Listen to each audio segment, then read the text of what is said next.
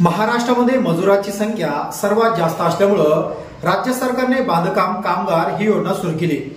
या योजनेमार्फत बांधकाम मजूर यांना वेगवेगळे शैक्षणिक क्लेम, बांधकाम मजुरांना वेगवेगळ्या योजना राज्य सरकार आणि कल्याणकारी मंडळ देत असतात। तर मग आता या व्हिडिओचं थंबनेल पाहून तुम्हाला वाटलं असेल की आता ही योजना बंद कशी काय होऊ शकते, तर मित्रांनो हे खरं आहे।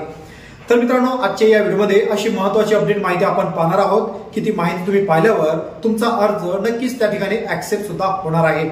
तर मित्रांनो राज्यातील बऱ्याच मंडळींनी बांधकाम कामगार योजनेसाठी रजिस्ट्रेशन केलं आहे, त्याचबरोबर त्यांनी अर्ज हा रिन्यूअलसाठी सुद्धा भरला आहे। काही मंडळींनी सुद्धा नवीन ऍप्लिकेशन सुद्धा दिलं आहे, परंतु त्यांचे अर्ज वारंवार हे रिजेक्ट होत आहे।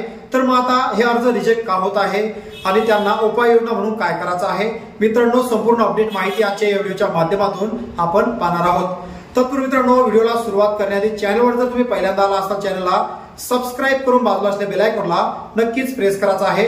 अशाच प्रकारचे महत्त्वपूर्ण व्हिडिओ तुम्हाला भेटत राहतात। तर मित्रांनो राज्य सरकारने बांधकाम मजुरांसाठी बांधकाम कामगार कल्याणकारी मंडळासोबत टाईप करून राज्यातील नागरिकांसाठी ही योजना सुरू केली आहे आणि ही योजना अद्यापपर्यंत सुव्यवस्थितपणे सध्या सुरू आहे।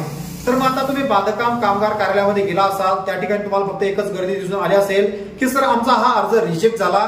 रिजेक्ट होण्याचं सर्वात मोठं कारण हे आहे की तुमचा जिल्हा हा चुकीचा त्या ठिकाणी टाकला आहे किंवा तुमचा तालुका हा चुकीचा त्या ठिकाणी टाकला आहे, त्यामुळं तुम्ही योग्य तालुक्यामध्ये हा अर्ज करा।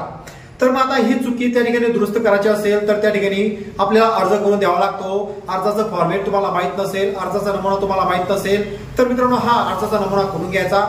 तर चिंता करू नका, हा अर्जाचा नमुना मित्रांनो मी तुम्हाला देईल। मला व्हॉट्सअपवर तुम्ही हाय पाठवा, तुम्हाला अर्जाचा नमुना डायरेक्ट मिळून जाईल। अर्जाचा नमुना व्यवस्थित भरून घ्यायचा आहे आणि बांधकाम ऑफिस मध्ये हा अर्जाचा नमुना तुम्हाला द्यायचा आहे।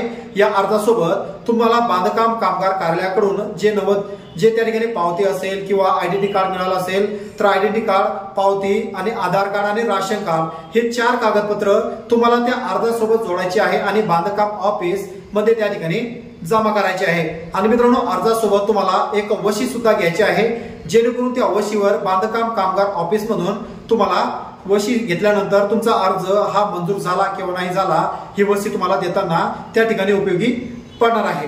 तर मित्रांनो ज्या मित्रांचे अर्ज हे रिजेक्ट झाले असेल त्यांना जर तालुक्याचा जिल्ह्याचा हा प्रॉब्लेम आला असेल तर ते व्हॉट्सअपला हाय पाठवून तुम्ही हा अर्ज मिळवू शकता।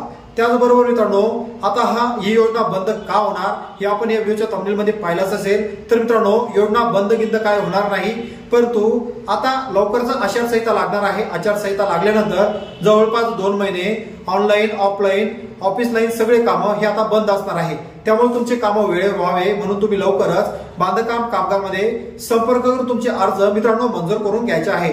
अर्ज मंजूर झाल्यावर तुम्ही शैक्षणिक क्लेम असेल किंवा इतर कोणती योजना असेल त्यानंतरच तुम्ही त्याचा लाभ घेऊ शकता।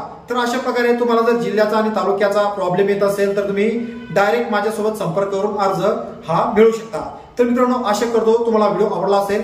व्हिडिओ आवडल्यास एक लाईक करायचा आहे, चॅनलवर पहिल्यांदा आला असता चॅनलला सबस्क्राइब करून बाजूला असलेल्या बेल आयकॉनला नक्कीच प्रेस करायचा आहे। अशाच प्रकारचे महत्त्वपूर्ण व्हिडिओ तुम्हाला भेटत राहतात।